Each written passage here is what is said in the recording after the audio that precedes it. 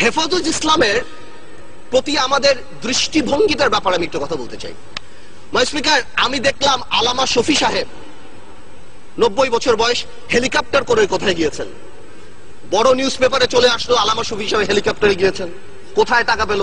আমাদের তোফায়েল আহমেদ সাহেব গত 4 বছরে 40 বার ভোলাতে হেলিকপ্টারে গিয়েছেন। এই ব্যাপারে কিন্তু কেউ প্রশ্ন করলেন না। আমি মনে করি মাননীয় স্পিকার, আপনারা আমাকে একটু মাফ করবেন, আপনারা আমাদের ঐক্যতাও আমি একটু কথা বলে নিই। মাননীয় স্পিকার, গত 30 বছর গণতন্ত্রের নামে ক্ষমতার লড়াইয়ে আমরা যেই পরিমাণ গাড়ি ভেঙেছি, আপনারা যেই পরিমাণ গাড়ি ভেঙেছেন, 1 বছরে জাপান এত গাড়ি বানায় না। যত সরকারি সম্পত্তি আমরা আপনারা নষ্ট করেছি, ওই দিয়ে 2টা পদ্মা ব্রিজ বানানো যেত। আমরা যদি বাংলাদেশ জিন্দাবাদ বলে গাড়ি ভাঙি, সেটা সহিংস আন্দোলন। আপনারা জয় বাংলা বলে গাড়ি ভাঙলে সহিংস আন্দোলন। আল্লাহু আকবার বলে হেফাজত যদি গাড়ি ভাঙে, তাহলে তারা জঙ্গি হয়ে যায়। এইটা কি ধরনের কথা? মাননীয় স্পিকার, জঙ্গি কেন বলছি? জঙ্গি is a very dangerous term. আমরা যখন এখানে লোকাল পলিটিক্সের জন্য জঙ্গি বলি, বিদেশে আমাদের ভাবমূর্তি সাংঘাতিক ভাবে নষ্ট হয়। আওয়ামী লীগ সরকারই তো সবচেয়ে বেশি ক্রেডিট নেয় যে আমরা জঙ্গি থামিয়ে দিয়েছি। আওয়ামী লীগ সরকারই যদি সবচেয়ে বেশি জঙ্গি বেড়ে যায়, তাহলে আওয়ামী লীগের রেপুটেশন প্রবলেম। হেফাজত ইসলাম নিয়ে আরেকটা কথা বলছি। আওয়ামী লীগের যে পলিটিক্যাল ক্রাইসিস যেটা দেখা গিয়েছে, হেফাজত ইসলাম আসলো কেন? মাননীয় স্পিকার, হেফাজত ইসলাম কিন্তু আসেনি যখন আমরা বিভিন্ন জায়গায় মডেল লাইসেন্স দেই, যখন আমরা সিনেমা হল ওপেনিং এ মিলাদ দেই, যখন আমরা ব্যাংক ওপেন করি মিলাদ দিয়ে, তখন কিন্তু হেফাজত আসবে। হেফাজত ইসলাম এসেছে যখন সর্বকালের সর্বশ্রেষ্ঠ মানব নবী করিম সাল্লাল্লাহু আলাইহি ওয়াসাল্লাম, সকল মুসলমানের হৃদয়ের স্পন্দন, তাকে নিয়ে কটাক্ষ করা হয়েছে। কোথায় হয়েছে? গণজাগরণ মঞ্চে। আমি পার্টিকুলার বলছি, কিছু অ্যান্টি ইসলাম ব্লগার, নাস্তিক হতেই পারে, এটা যার গণতান্ত্রিক ব্যাপার, কিন্তু অ্যান্টি ইসলাম কিছু ব্লগার সেই সময়টা বিচার করলেই তো পারত। সেই সময় বিচার করেনি কেন? সেই সময় বিচার না করে কি নাম দেওয়া হয়েছে? এরা জঙ্গি, এরা হেফাজতে জামাত, এদের সাথে কথা বলা যাবে না। তো জঙ্গি হলে এদের সাথে মিটিং হচ্ছে কেন? জঙ্গি যদি হয়, এরা মাননীয় প্রধানমন্ত্রীর সাথে মিটিং করছেন কেন? জঙ্গি যদি হয়, এখানে মন্ত্রীরা যে আলামা শফি সাহেবের সাথে দেখা করছেন কেন? আসল কথাটা সেটা না। আসল কথা হলো রাজীবকে নিয়ে। রাজীব যিনি মারা গিয়েছিলেন, আই উইল নট গো, আমি বলবো না রাজীব অ্যান্টি মুসলিম, নাস্তিক কি ছিল না ছিল, কিন্তু there was a controversy because 886/2012 writ পিটিশনে সেই থাবা বাবা নিয়ে কথা ছিল। আমার দেশের মাহমুদুর রহমান সাহেবকে অ্যারেস্ট করা হয়েছে, যদি কি কারণে অ্যারেস্ট করা হয়েছে সেটা আমি পরে আসছি, বাট এটাকে তো কেউ কোনোদিন মানা করেনি যে না এটা মিথ্যা কথা। হ্যাঁ, সরকারের তরফ থেকে অনেকে মিডিয়াতে বলেছেন যে না, কি করা হয়েছে, এটাকে নতুন করে বানানো হয়েছে, এটা আসলে এরকম ছিল না। আসলে ব্যাপারটা কি, যদি নতুন করেই বানানো হয়, থাবা বাবা যদি আসলে রাজীবের না হয়ে থাকে, তাহলে ওটা কেন সত্য হবে যে ওই 4 জন যারা মার্ডার করলো তারা ওই থাবা বাবা পরে রাজীবকে মার্ডার করলো? তার মানে থাবা বাবা আগেই ছিল। আওয়ামী লীগের টেকনিক্যাল প্রবলেম হয়ে গেছে। এই অ্যান্টি ইসলাম লোককে আওয়ামী লীগ এখানে শোক প্রস্তাব দিয়ে আওয়ামী লীগ জাতীয় বীর বানিয়েছে, এবং বাংলাদেশে যে নবী করিম সাল্লাল্লাহু আলাইহি ওয়াসাল্লামকে কটাক্ষ করে গেছে, তাকে এই পার্লামেন্টে জাতীয় বীরের মর্যাদা দিয়েছে। অ্যাজ ইফ মন্ত্রীরা শার্লক হোমস, কেউ মারা যাওয়ার 1 ঘন্টার মধ্যে যে মন্ত্রীরা বলে দিচ্ছে এটা এ মেরেছে, এটা ও মেরেছে। তো জামাত ইসলামী যে খুব, শিবির যে খুব ভালো, আমি তা বলছি না, কিন্তু শিবির যদি মেরে থাকে, আমার কথা চলো, এবং এতে যদি জামাত ইসলামী রাজনীতি না করতে পারে, তাহলে বিশ্বজিৎ মারা যাওয়ার পর ছাত্রলীগ কিভাবে রাজনীতি করে বাংলাদেশে? আমার প্রশ্ন সেটা।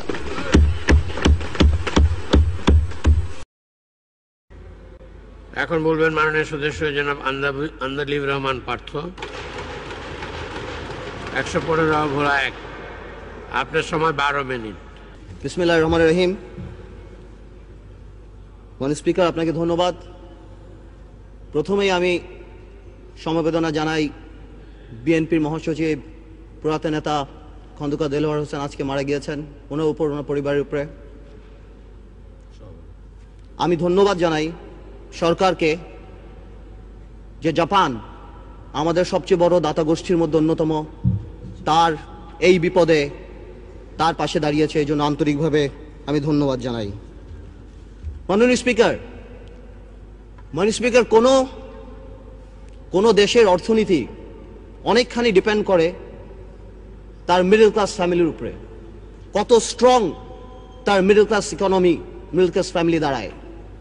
স্লোলি বাট শিওরলি আমরা সেদিকে যাচ্ছিলাম, কিন্তু কোথা থেকে ঠিক 96-এর মতো এক দরবেশ এসে হাজির হলো। মাননীয় স্পিকার, এটাকে আইসোলেটেডলি করে দেখলে হবে না। আজ থেকে 3-4 বছর আগে যারা সেলফ ডিক্লেয়ার্ড ব্যাংক্রাপ্ট ছিল, আত্মস্বীকৃত দেউলিয়া, যারা নিউজ পেপারে বলেছিল 700 কোটি টাকা 800 কোটি টাকা লস, যাদের 1000 কোটি টাকা, বরং সেই দরবেশরা এই 2 বছরে ব্যাংকের টাকা শোধ করে আরো 10,000 কোটি টাকার মালিক হয়ে গিয়েছে এই দরবেশ এবং তার সাথে তাদের বিভিন্ন মুরিদ। আমি স্পষ্ট করে বলতে চাই, চোর কোনো দলের না। একজন মাননীয় সংসদ সদস্য বললেন আমাদের দলের বা 4 দলীয় ঐক্য জোটের একজনের নাম, যদি সেও থাকে সবার বিচার হওয়া উচিত। এখন সময় এসেছে, মাননীয় স্পিকার, একটা কথা নিবিড়ভাবে দেখতে হবে, এটা কোনো আইসোলেটেড হ্যাপেনিং না, সরকারের তরফ থেকে লাগামহীন বক্তব্য এসেছে। মাননীয় স্পিকার, আপনি স্মরণ করে দেখেন, আমি অবাক হয়ে গেলাম, মাননীয় সংসদ সদস্য বলল স্পেকুলেটিভ মানে নাকি ফটকা, তাহলে ফ্রড মানে কি? স্পেকুলেটিভ মানে যদি ফটকা হয়ে থাকে, তাহলে what is the meaning of fraud? একবার মাননীয় অর্থমন্ত্রী বললেন এখানে হতেই পারে, মাননীয় অর্থমন্ত্রী বললেন এগুলি হতেই পারে, ডক্টর মশিউর রহমান বললেন this is none of our concern, share market আমাদের কোনো চিন্তার ব্যাপার না। সরকারের তরফ থেকে তা বলা হলো এতে বিরোধী দল দায়ী। মাননীয় স্পিকার, এই কথাগুলি শেয়ার মার্কেটকে অ্যাগ্রাভেট করেছে। তারা ট্রান্সফর্মার লাগিয়েছে, রেগুলেটর লাগিয়েছে, এটা লাগিয়েছে, ওটিয়ে লাগিয়েছে, কোনো লাভ নাই। তারা ডেকে এনে মানুষকে ইনভেস্ট করেছে। 30 থেকে 40 হাজার কোটি টাকা বিদেশে চলে গেছে। মাননীয় স্পিকার, গত 2 বছরে 12 লক্ষ বিও অ্যাকাউন্ট হয়েছে। এর আগে আরো 20 লক্ষ ছিল, এর মধ্যে 8 লক্ষ শুধু আমাদের মা বোনেরা। মাননীয় স্পিকার, আমার যদি বিও অ্যাকাউন্ট থাকে, if I have a BO account, naturally my mother, my sister, my friend সবাই আমার উপর ডিপেন্ডেন্ট থাকে। এক বিও অ্যাকাউন্ট দিয়ে 5 জন, 6 জন, 10 জন কাজ করে। আপনি জানেন বাংলাদেশে কোনো ব্যবসা বাণিজ্য এখন নেই, সারা পৃথিবীতে মন্দা। এই মুহূর্তে সবাই 2 লাখ টাকা 5 লাখ টাকা ইনভেস্ট করে 5,000 টাকা কামাই করার জন্য চেষ্টা করেছে। এটা কি কোনো অপরাধ? I can very well understand, বিজনেসে লস হবে, লাভ হবে, কিন্তু ডাক দিয়ে তো আপনি ধোকা দিতে পারেন না। বারবার ডেকে এনে শেয়ার মার্কেটে ইনভেস্ট করিয়ে তাদেরকে রাস্তায় ফেলে দেওয়া হচ্ছে। 30 লক্ষ লোক যদি স্বাধীনতা যুদ্ধে মারা যায় মাননীয় স্পিকার, তাহলে 30 লক্ষ লোক এই আওয়ামী লীগ আমলে ফকির হয়েছে। মাননীয় স্পিকার, মাননীয় speaker, one thing I just don't understand, আজ থেকে 1 বছর আগে এইখানে দাঁড়িয়ে বললাম এয়ারটেলের কথা। এই এয়ারটেল 2000 কোটি টাকার শেয়ার কেলেঙ্কারি করে বাংলাদেশকে 95 কোটি টাকা স্ট্যাম্প ডিউটি দেয়নি। সারা বাংলাদেশ যখন বিদ্যুতের জন্য পাগল, এক আরবিতে 2,80,000 অ্যাপ্লিকেশন আছে বিদ্যুতের, 5 লক্ষ শুধু আছে বিভিন্ন কলকারখানা প্রতিষ্ঠান, বড় ছোট দালানের। 210টা টাওয়ারে নির্বিচ্ছিন্ন বিদ্যুৎ সংযোগ দেওয়া হচ্ছে এই এয়ারটেলকে। কেন মাননীয় স্পিকার, আমরা জানতে চাই। আমি জানি আমার এই কথায় এয়ারটেলের করাপশন বন্ধ হবে না, ইনভেস্টিগেশন হবে না, তবে the time has come, I want to urge the people of Bangladesh যে আপনারা এয়ারটেলকে প্রত্যাখ্যান করেন। যেই কোম্পানি ইস্ট ইন্ডিয়া কোম্পানির মতো এত কোটি কোটি টাকা ট্যাক্স ফাঁকি দিয়ে, স্ট্যাম্প ডিউটি ফাঁকি দিয়ে এই দেশে ব্যবসা বাণিজ্য করছে, তাদের ইন্টেনশন ভালো না। আমি সবাইকে অনুরোধ করব বাংলাদেশের যে আপনারা এয়ারটেলকে বয়কট করেন, পাবলিকলি বয়কট করেন। মাননীয় speaker,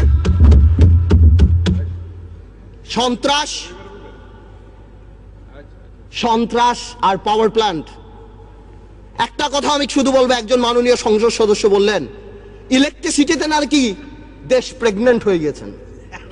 I am not use to this languages, but আমার জবাব দিতে যখন দেখি চানাচুর কোম্পানি, ফার্নিচার কোম্পানি, নাম নিচ্ছি অটোবি, যারা সারা জীবন ফার্নিচার বানিয়েছে, তারা বিদ্যুৎ প্ল্যান্ট পেয়েছে, আমার মনে হয় এই প্রেগন্যান্সি খুব তাড়াতাড়ি মিসক্যারেজ হয়ে যাবে এবং এই দেশে বিদ্যুৎ আসবে না। আমরা চাই, আমরা দেখতে চাই যাতে বিদ্যুৎ আসুক। আমি যদি দেখি গাধাকে দিয়ে ঘোড়ার রেস দৌড়ানো হচ্ছে, আমি জানি এই গাধা গন্তব্যে কোনোদিন পৌঁছাবে না। মাননীয় স্পিকার, ডক্টর ইউনিসকে নিয়ে কিছু কথা না বললেই নয়। মাননীয় speaker, I will not go into the details of the law, তবে অনেকেই বলে যে ল ইজ ইকুয়াল। এখানে অনেক বড় বড় কনস্টিটিউশনের বিজ্ঞ লোকেরা আছেন, তারা যদি থাকতেন আরো সুবিধা হতো। মাননীয় স্পিকার, যদিও পার্লামেন্ট বলে, সংবিধান বলে ল ইজ ইকুয়াল, বাট বাস্তবে কিন্তু ল ইজ নট ইকুয়াল। 111-এ দেখেছি অনেক বড় বড় নেতাদেরকে বিষ তেলে রাখা হয়েছে, কিন্তু দুই নেত্রীর জন্য আলাদা জেলখানা রাখা হয়েছে। এই পার্লামেন্টে আমি যা বলবো দ্যাট ইজ ইমিউন। ডিপ্লোম্যাটরা অনেক কিছু করে, ইমিউনিটি আছে। কিছু কিছু ক্ষেত্রে কিছু কিছু স্পেশাল মানুষের জন্য ল একটু কার্ভ করে যেতে পারে। Doctor Yunus, I can very well understand 65 বা 70 ইয়ার্স ওল্ড, বাট 80 বছরের রাষ্ট্রপতি যদি এত বড় বক্তব্য লিখতে পারে, 75 বা 70 বছরের ডক্টর ইউনূস আমি মনে করি গ্রামীণ ব্যাংকের এমডি পদে ভালোভাবেই থাকতে পারত। মাননীয় স্পিকার, ডক্টর ইউনূস বাংলাদেশের সম্পদ না পৃথিবীর সম্পদ। আমি দেখেছি আমাদের মাননীয় পররাষ্ট্রমন্ত্রী বলেছেন this will not affect our relationship, বহির্বিশ্বের সাথে আমাদের সম্পর্কে। ঠিক তার পরের দিনই জন কেরি বলেছেন উই আর কনসার্নড। 23 জন কংগ্রেসম্যান বলেছেন উই আর কনসার্নড। বহির্বিশ্ব ফোন উঠে ঝগড়া করবে না, এটা তাদের diplomatic language, that we are concerned, we are looking into the matter. Doctor Yunus আমাদের মতো না। আমার ফোনে সবচেয়ে বড় ভিআইপি ফোন করে জয়নাল আবেদিন ফারুক সাহেব, আর ডক্টর ইউনূসের ফোনে ফোন করে হিলারি ক্লিন্টন। মনে রাখতে হবে সে কোথায় উঠে গিয়েছেন। ডক্টর ইউনূসের এই ব্যাপারটা অ্যামিকেবলি সেটেল করা যেত। আই হ্যাভ উইটনেসড ইট। আমি নিজে দেখেছি বিবিসিতে হোয়াইট হাউস স্পোকসম্যান বলছে we are deeply concerned, this is Yunus allergy. আমি জানি অনেকে বলতে পারবে এটা আমাদের সার্বভৌমত্ব, আই ক্যান আন্ডারস্ট্যান্ড এটা আমাদের সার্বভৌমত্ব, কিছু একটা ব্যালেন্স নিড টু বি ড্রন। এখন সার্বভৌমত্বর সাথে ব্যালেন্স, এখন গ্লোবালাইজেশনের সময় কালকে বাংলাদেশের বিপদ হচ্ছে, আমরা তাদের কাছে যে হাত পাততেছি, দুই নেত্রীর মনোমালিন্য হচ্ছে, নির্বাচনে যাবো কি যাবো না, আমেরিকান এম্বাসির দাওয়াতে ভিড় লেগে যাচ্ছে, এখানে ভিড় লেগে যাচ্ছে, আর যখন কোনো কিছু হচ্ছে তখন কি বলা হচ্ছে এটা আমাদের সার্বভৌমত্ব ব্যাপার। এটা সার্বভৌমত্ব ব্যাপার না, এটা পার্সোনাল ভেন্ডারের ব্যাপার। সংসারের কথা আসতেছে, excuse me, I would appreciate if you let me finish. Yes, please, uninterruptedly. Thank you. Understand it? Yes, you should know it. আমি আরেকটা কথা বলতে চাই, সন্ত্রাসের কথা আপনি বলেন, একটা চেইন অফ কমান্ড থাকতে হবে। যেই দেশের স্বরাষ্ট্র প্রতিমন্ত্রী শাহরুখ খানের কনসার্টে যে মাটিতে বসে, সেই দেশে কি হতে পারে, মান ইজ্জত কোথায় যায় আমাদের? A মন্ত্রী is not a person, a মন্ত্রী holds the flag. সেই মন্ত্রী আমাদের, সেইখানে স্বরাষ্ট্রমন্ত্রী যেই কাজ করে এই দেশে এগুলি হতেই পারে। মাননীয় স্পিকার, অনেক কথা বলে অনেক কিছু শেষ করা যাবে না, তবে আমি এতটুকু বলতে চাই ডেমোক্রেসির সাথে গুড গভর্নেন্স থাকতে হবে, মোরালিটি থাকতে হবে। আপনি কল্পনা করতে পারেন মাননীয় স্পিকার, একজন অ্যাটর্নি জেনারেল ওই পদে বহাল থাকে, কিভাবে সে বসে বলে কে নোবেল প্রাইজ পাওয়া উচিত, কে নোবেল প্রাইজ পাওয়া উচিত না। এটা অসম্ভব। আমার দুঃখ হয়, আমার ভয় হয় যে মাননীয় অ্যাটর্নি জেনারেল যদি চাটুকারিতা করে আগামীতে ভবিষ্যৎ ল মিনিস্টার হওয়ার জন্য আমার বলার কিছু নাই, কিন্তু যদি তার বুদ্ধি এই হয়ে থাকে যে সন্তু লারমার প্রধানমন্ত্রী, হ্যাঁ কে পাক না পাক that is not our concern, কিন্তু ফোরামটাকে ডক্টর ইউনূসের পাওয়া উচিত ছিল না, এই বুদ্ধি যদি অ্যাটর্নি জেনারেলের হয়ে থাকে, তাহলে আমি শঙ্কিত যে বাংলাদেশের জুডিশিয়ারি কোন দিকে যাচ্ছে। মাননীয় স্পিকার, আমাদের সবার কিছু কিছু ব্যাপারে একটা ন্যাশনাল কনসেনসাস হওয়া উচিত। নতুন প্রজন্মের রাজনীতিবিদ হিসাবে আমি এতটুকু ক্লিয়ার করে বলতে চাই, শেয়ার মার্কেট আওয়ামী লীগ বা বিএনপির প্রবলেম না। আমরা চাই এটা খোলাসা হোক। কেন এতদিনের রিপোর্ট আসছে না? আমরা জানতে চাই যারা সেলফ ডিক্লেয়ার্ড ব্যাংকরাপ্ট ছিল তারা কিভাবে 30-40 হাজার কোটি টাকা আছে। আমাদের টেলিফোন যদি ট্যাপ করা হয়, আমরা জানতে চাই সেই দরবেশা সেই মুরিদদের টেলিফোন কেন ট্যাপ করা হয় না, আমরা জানতে পাই ফোনগুলি কোথায় যায়। এবং আপনার সমন্বয়হীনতার ব্যাপার দেখেন, সরকার যখন বলে ডাইরেক্টলি এর মধ্যে বিরোধী দল ইনভলভ, ঠিক সেই মুহূর্তে আমাদের মোস্তফা কামাল সাহেব যে অর্থনীতি মন্ত্রণালয়ের সংসদীয় কমিটির চেয়ারম্যান, সে ডাইরেক্টলি বলে আমার কাছে তেমন কোনো ইনফরমেশন নাই, আমি তো জানি না। What a mockery! এটা প্রধানমন্ত্রী রাজনৈতিক স্টেটমেন্ট দিয়েছে, উনি ইনফরমেশন দিবে কিভাবে? মাননীয় স্পিকার, প্রথম আলোতে দেখলাম ওনার কোম্পানির 10 টাকা শেয়ার নাকি 290 টাকা হয়েছে। উনি মাশাআল্লাহ 1200 কোটি টাকা কামিয়েছেন, আলহামদুলিল্লাহ। এই টাকা দিয়ে করবে কি? 1200 কোটি টাকা দিয়ে বানিয়েছেন।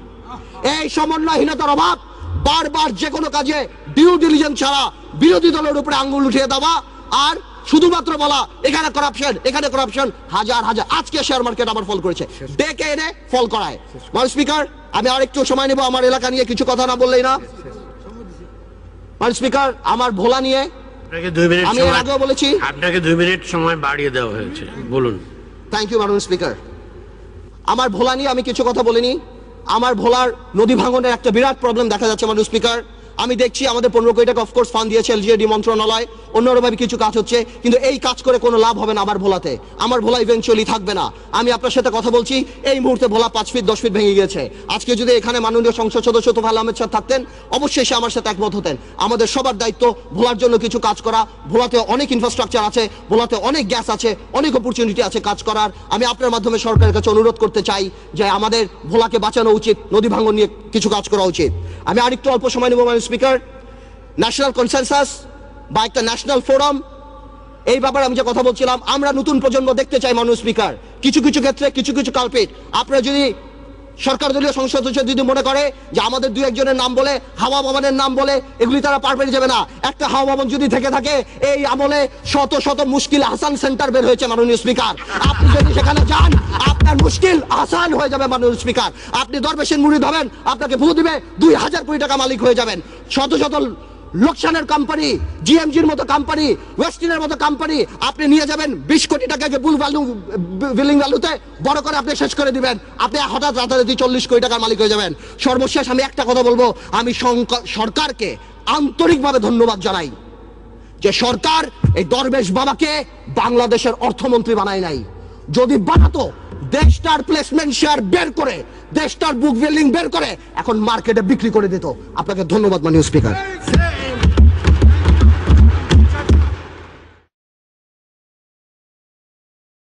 অ্যামেন্ডমেন্ট বিল 2012 পরীক্ষাপূর্বক 20 দিনের মধ্যে সংসদ রিপোর্ট দানের জন্য আইন বিচার ও সংসদ বিষয়ক মন্ত্রণালয় সম্পর্কিত স্থায়ী কমিটিতে প্রেরণ করা হোক। যারা এই প্রস্তাবের পক্ষে আছেন তারা হা বলুন, যারা এই প্রস্তাবের বিপক্ষে আছেন তারা না বলুন। হা জয়যুক্ত হয়েছে, হা জয়যুক্ত হয়েছে, হা জয়যুক্ত হচ্ছে। অতএব বিলটি আইন বিচার ও সংসদ বিষয়ক মন্ত্রণালয় সম্পর্কিত স্থায়ী কমিটিতে প্রেরিত হল।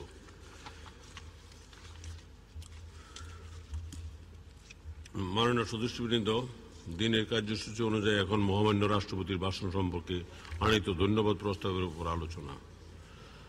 প্রথমে আমি মাননীয় সদস্য জনাব আন্দালিব রহমান 115 বুলা 1, মাননীয় সদস্য আপনার সময় 20 মিনিট। মাননীয় স্পিকার, আপনাকে ধন্যবাদ। বিসমিল্লাহির রহমানির রহিম। মাননীয় স্পিকার, প্রথমে আমি সরকারকে অভিনন্দন জানাই। আমাদের যে এই সমুদ্র বিজয়, এটা শুধু সরকারের না, সরকারকে অভিনন্দনের পাশাপাশি আমি সমগ্র বাংলাদেশকে অভিনন্দন জানাই। মাননীয় স্পিকার, মালয়েশিয়া আমাদের মাত্র 2 ঘন্টা দূরের একটি দেশ। 63 সালে তার স্বাধীনতা, আমাদের 8 বছর আগে। আজকে কোথায় চলে গিয়েছে, পার ক্যাপিটাল ইনকাম কত দূরে। আমি জানি বাংলাদেশের অর্থনীতি বা বাংলাদেশের সরকার অনেকবারই গণতন্ত্র হোঁচট খেয়েছে, কিন্তু এত কি হোঁচট খেয়েছে যে আমরা আজকে মালয়েশিয়ার এত নিচে। আজকে এই 40 বছর স্বাধীনতার পর আমাদের রাজনীতি এমন হয়ে গিয়েছে মাননীয় স্পিকার যে আমাদের উপর থেকে আস্থা উঠে গিয়েছে। দোষ আমাদেরও না, সরকারেরও না। তাহলে দোষটা কাদের মাননীয় স্পিকার? আমার মনে হয় দোষটা আমাদের জনগণের, যারা ঘুরে ঘুরে বারবার আমাদেরকে ভোট দেয়। আমরা কথা বললেই সরকার দল দুর্নীতির কথা বলে। মাননীয় স্পিকার, আমি আপনাকে কিছু ডিজিটাল দুর্নীতির স্যাম্পল দিতে চাই। দুর্নীতির কথা স্টার্ট করলে শেয়ার মার্কেট নিয়ে কথা বলতে হয়, অর্থনীতি নিয়ে কথা বলতে হয়। মাননীয় স্পিকার, আজ থেকে ঠিক 1 বছর আগে এখানে দাঁড়িয়ে বলে গিয়েছিলাম দরবেশ তার মুরিদদের কথা শেয়ার মার্কেটের। সেই দরবেশের কথা এখন বাচ্চাও বাংলাদেশে কিন্তু বলতে পারে। সেই দরবেশের বিচার হয় নাই মাননীয় স্পিকার। এছাড়া আরো যত মুরিদ ছিল কারোই বিচার হয়নি। মাননীয় স্পিকার, গতবার তো বলে গিয়েছিলাম শেয়ার মার্কেটে জড়িত কারা ছিল। এখন সময় এসেছে হালকা করে বলার কিভাবে শেয়ার মার্কেটের ঘটনাটা ঘটানো হলো। 2010 সালের সেপ্টেম্বরে সিডিবিএল দেখলেই বোঝা যায় জেড ক্যাটাগরি নামে কোন কোন কোম্পানিগুলি তাদের টাকাগুলি বের করে ফেলেছে। আমার কাছে এখানে 8টা কোম্পানির নাম আছে যারা 1800 কোটি টাকা উঠিয়েছে। এখানে আরো 26টা কোম্পানির নাম আছে যারা 1900 কোটি টাকা উঠিয়েছে। এখানে আরো আছে যারা 2000 কোটি টাকা উঠিয়েছে। মানে স্পিকার, সংসদ বা আমাদের গভর্নমেন্ট থেকে, সরকার থেকে বলা হলো, রেগুলেটর লাগানো হলো, এটা লাগানো হলো, অনেক কিছুই দেখেছি আমরা। পরে আবার সিসিটিভি ক্যামেরাও লাগানো হলো। এই টিভি ক্যামেরাগুলি যদি এই কালপ্রিটদের বাড়ির সামনে লাগানো হতো তাহলে দেখা যেত এই টাকাগুলি কোথায় গিয়েছে। মাননীয় স্পিকার, একটা ইনভেস্টিগেশন কমিটি করা হলো, সেটা রিপোর্ট দেওয়া হলো। অর্থমন্ত্রী সুন্দর করে বললেন, these are mafia, we cannot speak, what a disgrace for the country. যে আমাদের অর্থমন্ত্রী বলে যে দিজ আর মাফিয়া। শেয়ার মার্কেটের আরো কিছু ঘটনা আপনাকে বলতে চাই। কয়েকদিন আগে পেপারে দেখলাম আমাদের বাংলাদেশ ব্যাংকের গভর্নর, কি নাম, ডক্টর আতিয়াস, তাকে ইন্দিরা গান্ধী অ্যাওয়ার্ড দেওয়া হচ্ছে। তাকে তো ধ্বংসাত্মক অ্যাওয়ার্ড দেওয়া উচিত শেয়ার মার্কেট ধ্বংস করার জন্য। যখন তিনি দেখলেন যে 40% to 30% ইনভেস্টমেন্ট ব্যাংক করে ফেলেছে, তিনি যে বুঝালেন, আগে থেকে অর্থমন্ত্রী যিনি অন রিপিটেড ফ্যাশন আগেও বলেছে আমি শেয়ার মার্কেট বুঝি না, তাদেরকে নিয়ে শুধুমাত্র ওয়ার্ল্ড ব্যাংক আর IMF কে খুশি করার জন্য, চাকরির শেষে ভবিষ্যতে অন্য চাকরি পাওয়ার জন্য কি বলা হলো, bank must withdraw the money. মানে স্পিকার, 200 কিলোমিটার স্পিডের একটা গাড়ি যদি আপনি হঠাৎ ব্রেক করেন তাহলে কি হবে? যাত্রীরা নিহত হবে। এই বাংলাদেশের ব্যাংকের কিছু ব্যবসায়িক শকুনরা আর তাদের আশেপাশের কিছু ব্যবসায়ীরা এই শেয়ার মার্কেট থেকে টাকাটা নেওয়া আরম্ভ করলো। আমার শেয়ার মার্কেটটা ভেঙে চূর্ণ বিচ্ছিন্ন হয়ে গেল। বাংলাদেশের মিডল ক্লাস ফ্যামিলি ধ্বংস হয়ে গেল। মাননীয় স্পিকার, মাননীয় প্রধানমন্ত্রী উদ্যোগ নিলেন, এই দরবেশকে আবার সেই সিটে বসালেন।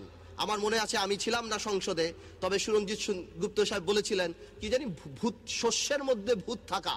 দরবেশও কিছু করতে পারলো না। বিভিন্ন ব্যাংকের সাথে কথা বললেন, বললো নাকি কিছু টাকা দিবে। কোন প্রাইভেট ব্যাংকের মালিক একটা টাকাও দিল না এই শেয়ার মার্কেটে। মাননীয় স্পিকার, এমনও দেখা গিয়েছে অনেক ব্যাংকের মালিকরা তারা ডাইরেক্ট ব্রোকারেজ হাউসে এই টাকাটা নিয়ে গিয়েছে। এটা বাংলাদেশের সবচেয়ে বড় কারাপশন, এই ইতিহাস হয়ে থাকবে। আমি একটা কথা বলতে চাই, সরকারের উচিত কোন আইন পাশ করে রেট্রোস্পেক্টিভ এফেক্ট দিয়ে এই শেয়ার মার্কেটের কালপিটদের বিচার করা, অথবা এমন কোন আইন করা যাতে আগামীতে শেয়ার মার্কেটে কেউ কোনো ধরনের এই ধরনের ফাঁস না করতে পারে। মাননীয় স্পিকার, 1 কোটি লোক রাস্তা এফেক্টেড। বাংলাদেশের মানুষের কাছে এই হাতে গোনা কয়টা টাকাই তো তাদের সোশ্যাল ইম্প্যাক্ট, তাদের সোশ্যাল রেসপেক্ট। যাদেরকে আপনি দেখেন মাননীয় স্পিকার, রাস্তায় দাঁড়িয়ে শেয়ার মার্কেটের জন্য চিল্লাচিল্লি করছে, তারা কিন্তু সর্বস্ব হারিয়েছে। আরো অনেক লোক আছে, আরো অনেক মা বোনের আছে, আরো অনেক মিশনে আমার আর্মি অফিসাররা আছে, আরো অনেক পুলিশের কর্মচারী আছে, সরকারি কর্মচারী আছে, যারা রাস্তায় লজ্জায় বের হতে পারে না। আরেকটা ঘটনা বলতে হয়, বিদ্যুৎ। এই সরকার ক্ষমতা আসার পর অফকোর্স তাদের নির্বাচনী ম্যানিফেস্টো ছিল অনেক বিদ্যুৎ দিবে। I want two personally thank যে আমরা অনেক এফর্ট কাগজপত্রে দেখেছি, কিন্তু প্রথম 1 বছর নাড়াচাড়া করে কিছুই কিন্তু করতে পারে না এই সরকার। এই সরকার তাদের পছন্দ মতো কিছু লোককে বিদ্যুৎ প্ল্যান দিতে গিয়ে অনেক ভালো ভালো কোস্টাল সাবা থেকে আরম্ভ করে অনেক কোম্পানিকে বিদ্যুৎ দেয় নাই। একটা কৃত্রিম প্রবলেম এই দেশে বিদ্যুতের দাঁড়িয়েছে। কিন্তু তারপর ইনডেমনিটি পাস করে কি করা হলো, আনসলিসিটেড বিদ্যুৎ প্ল্যান দেওয়া হবে। তারপর আরম্ভ হলো ফার্নিচার কোম্পানি, অটোবি, চানাচুর কোম্পানি, এই কোম্পানি সেই কোম্পানি, কুইক রেন্টাল দেওয়া। কুইক রেন্টাল দিয়ে দেশটাকে কুইক ডিস্ট্রয় করে দেওয়া হচ্ছে। 20,000 crore টাকা। মাননীয় স্পিকার, আমাদের তোফায়েল আহমেদ সাহেব সেদিন বলেছে, আমি জবাব দিচ্ছি, বিদ্যুৎটা গেল কোথায়? বিদ্যুৎ আসবে না মাননীয় স্পিকার, বা আমাদের চাহিদা মতো আসবে না, কারণ চায়নাতে কোনো ভাঙ্গা মেশিন আর নাই, সব বাংলাদেশের বিদ্যুৎ প্ল্যান্টে লেগে গিয়েছে। এই ধরনের কোম্পানিরা এনে সব লাগিয়ে দিয়েছে। 20,000 crore টাকা আমরা ভর্তুকি দিই মাননীয় স্পিকার। এই টাকা দিয়ে আমরা ঘোড়াশালকে ঠিক করতে পারতাম না? তারপর 1 বছর লাগা গেল বেস প্ল্যান করার জন্য। কি বেস প্ল্যান? টেন্ডার হবে। খেলবে কে মাননীয় স্পিকার? খেলবে আমাদের বিদ্যুতের ম্যারাডোনা। এই ম্যারাডোনাকে সামিট গ্রুপ, আমাদের ফারুক খান সাহেবের ভাই, সেই সামিট গ্রুপ হলো আমার বিদ্যুতের ম্যারাডোনা। আগে 200 মেগাওয়াট বিদ্যুৎ করেছেন, এখন আপনি তাকে মেঘনাঘাট দিয়েছেন। BB101, BB102, ওদিকে ডক্টর ইউনুস সাহেবের সাথে যে ঘটনাটা ঘটেছে, ওয়ার্ল্ড ব্যাংকও দরজা আটকে দিয়েছে, IMF ও দরজা আটকে দিয়েছে, এখন আর ফান্ডিং নাই। সামিটের আরেকটা ঘটনা আছে, এই শেয়ার মার্কেটে যেসব বড় প্লেয়ার, সেখানে KPCL আরেকটা বড় প্লেয়ার, 52 কোটি টাকার শেয়ার 1100 কোটি টাকায় বিক্রি করে দিয়ে মাশাআল্লাহ শেয়ার মার্কেটকে দেখিয়ে দিয়েছে। সুতরাং সামিটের ইন্টেনশন ছিল এই 1000 মেগাওয়াট বিদ্যুৎ দিয়ে $1 বিলিয়ন উঠিয়ে আমরা আবার শেয়ার মার্কেটে যাব, আমরা আবার 20,000 কোটি টাকা বের করব। বাট ফরচুনেটলি আনফরচুনেটলি শেয়ার মার্কেটে এই খেলা খেলতে পারে নাই সামিট। তাই কি করলো? তাই তারা পারফরমেন্স গ্যারান্টি দেয় না, PDBর সাথে কন্ট্রাক্ট সাইন করে না।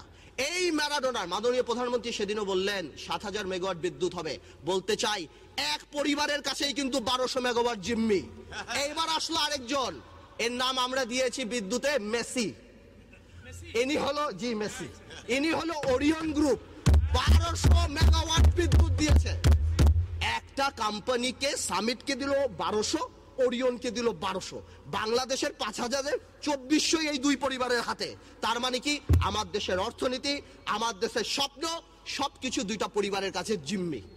আর চুরি নাকি খালি আমরা করি, কথায় কথায় দুর্নীতি আমরা করি। এরা এমন কোন ম্যারাডোনা, এমন কোন মেসি? কেন আমরা 20,000 কোটি টাকা ভর্তুকি 10,000 কোটি টাকা ঘোষাল ঠিক করতে পারতাম না?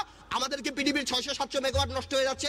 আমি আবার জিনিস দেখলাম, ইনসিডেন্টলি বা কোইন্সিডেন্টলি বিদ্যুৎ মন্ত্রণালয়ের সাথে আবার বিমান মন্ত্রণালয়ের একটা সুন্দর সম্পর্ক আছে। আমরা যেমন আমাদের নিজেদের PDBর প্ল্যানগুলি বসায় রেখে এই কুইক রেন্টালগুলি চালাই, বিমান মন্ত্রণালয় দেখি আমাদের প্লেনগুলি বসে রেখে লিজার প্লেনগুলি গাড়ি চালায়, যাতে করে ভালো 2 পয়সা কামাই হয়। মাননীয় স্পিকার, আমি তো শুনতাম আওয়ামী লীগ গরিবের সরকার, জনসাধারণের সরকার, ছোটবেলা থেকেই শুনে এসেছে। মাননীয় স্পিকার, এখন দেখি আওয়ামী লীগ ব্যাংকারদের সরকার। কই বাবা? এই যে রাজনৈতিক বিবেচনায় নতুন ব্যাংক। মাননীয় স্পিকার, মাননীয় প্রধানমন্ত্রী অনেকবার বলছে আমার MP মন্ত্রীদের টাকা পয়সা জমা দিতে হবে, কে কত টাকার মালিক, তথ্য অধিকার, এটা সেটা, কিন্তু আমরা পাইনি। বাট আমি কষ্ট করে ইলেকশনের হলফনামা থেকে বের করে নিয়ে আসছি, সবগুলি বলবো না। ফার্মার্স ব্যাংক, আমাদের অনারেবল মেম্বার অফ পার্লামেন্ট, আচ্ছা নাম বললাম না। ফার্মার্স ব্যাংক করতে মানুষ থেকে আপনাকে জানাই 400 কোটি টাকা লাগে, 4-এর পর 9টা শূন্য, এবং একটা ডাইরেক্টরের 35 কোটি টাকা। ফার্মার্স ব্যাংক যিনি করলেন ইলেকশনের হলফনামায় 39 লক্ষ টাকার মালিক। মেঘনা ব্যাংকে করলেন কোটি বাটি মিলে 27 লাখ টাকার মালিক। ফেডারেল ব্যাংক যিনি করলেন কোটি বাটি মিলিয়ে 1 কোটি 1.5 কোটি টাকার মালিক। দুর্নীতি নাকি আমরা করি? ইয়া খোদা, আমার কথা কি, দুর্নীতি অনেকেই করে লুকায়া টুকায়া করে, কিন্তু এইটা কি দুর্নীতি? খুল্লা দুর্নীতি।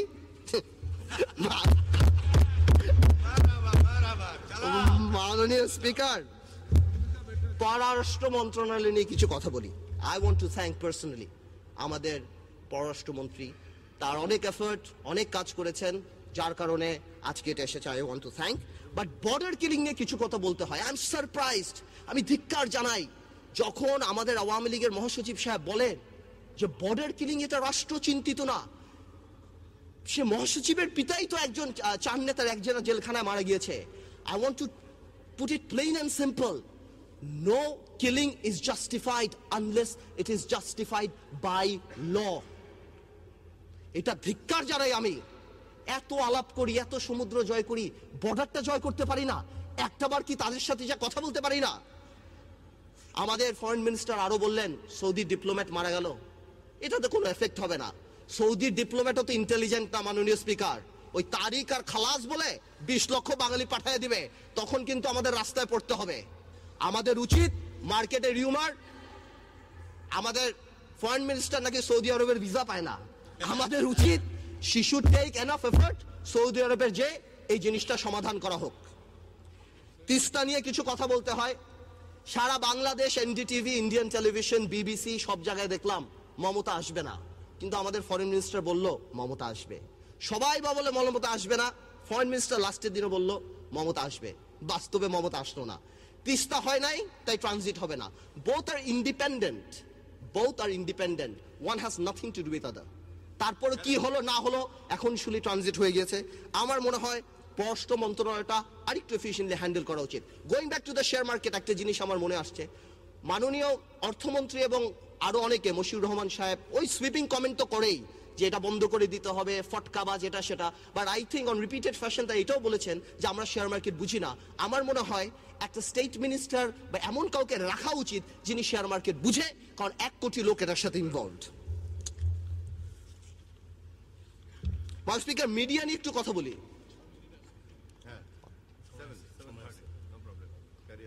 মিডিয়া নিয়ে একটু কথা বলি মাননীয় স্পিকার। আমাদের মিডিয়ার ব্যাপারটা কথা বলেন না, আমরা তো you are speaking freely. I am sorry, আমি টাইম দেখে একটু ডিস্ট্রাক্ট হয়েছে। আমাদের মিডিয়ার ব্যাপারটা একটু দেখা উচিত।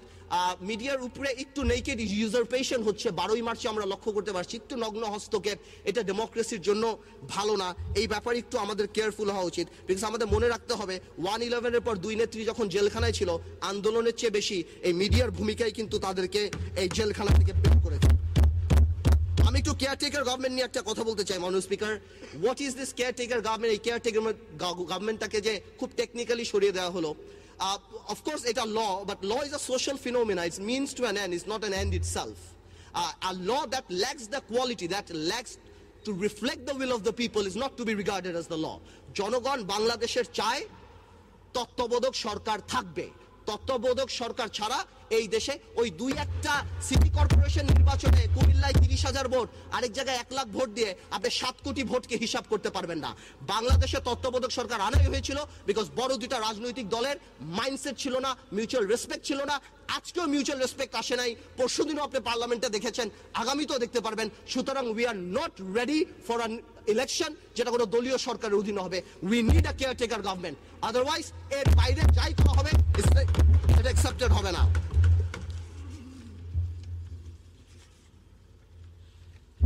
মাননীয় স্পিকার, ইভিএম নিয়ে একটু কথা বলতে চাই।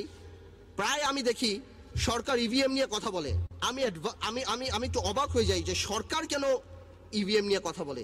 ইভিএম নিয়ে তো কথা বলবে নির্বাচন কমিশন, আমরা সেনা বলবো ইভিএম এ যাবো কি যাবো না।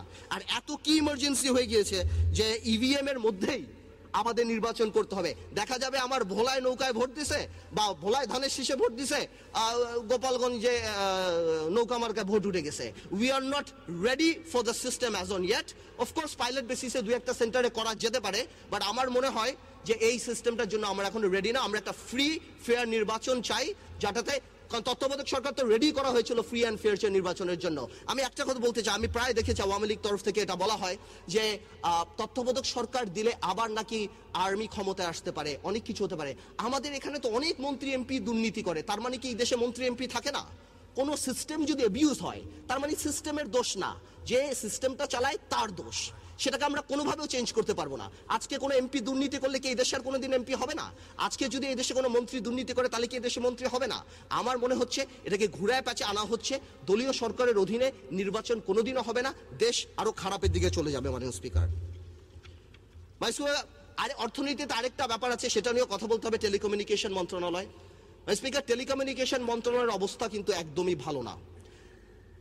বিটিআরসি কিন্তু রেগুলেটরি কমিশন না হয়ে কেমন জানি একটা মোরাল সরকারের ভূমিকা পালন করছে প্রত্যেকটা টেলিফোন কোম্পানির সাথে। এছাড়াও এই আইজিডব্লিউ, আইসিএক্স লাইসেন্সগুলি, ইভেন কি শিক্ষা মন্ত্রণালয়ের প্রাইভেট ইউনিভার্সিটির লাইসেন্সও এমন লোককে দিয়েছে যে মিলেনিয়াম বানান করতে পারবে না। বাট এনিওয়েজ, এমন লোকজনকে দেয়া হচ্ছে, 11টা 12টা আইজিডব্লিউ লাইসেন্স দেওয়া হচ্ছে, 25টা 30টা করে দেওয়া হচ্ছে। এবং মার্শাল্লাহ, আগে ভিওআইপি 2টা একটা আসতো, এখন ভিওআইপি ছাড়া বিদেশ থেকে কোনো ফোনই আসে না বাংলাদেশে, এখন সবকিছুই ভিওআইপিতে আসে। এই ব্যাপারে একটু কেয়ারফুল হওয়া দরকার। মাননীয় স্পিকার, সাগর রুনি নিয়ে আমি ছোট্ট একটু কথা বলতে চাই।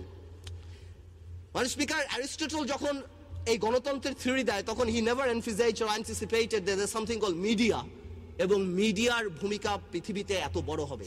আজকের দিনে আনডাউটেডলি মিডিয়া গণতন্ত্রের একটা স্তম্ভ। এই মিডিয়াকে নিয়ে যদি সরকারের তরফ থেকে সুইপিং কমেন্ট বা অ্যাটাকিং কমেন্ট হয় তাহলে মিডিয়া প্রতিপক্ষ হয়ে যায়, হালকা হয়ে যায়। আজকে যদি সরকার জুডিশিয়ারিও নিয়ে এরকম কমেন্ট করে তাহলে দেখা যাবে কোনো ভদ্রলোক জাজমেন্ট পছন্দ না করলে সেই জাজের উপরে চড়াও হয়ে যাচ্ছে।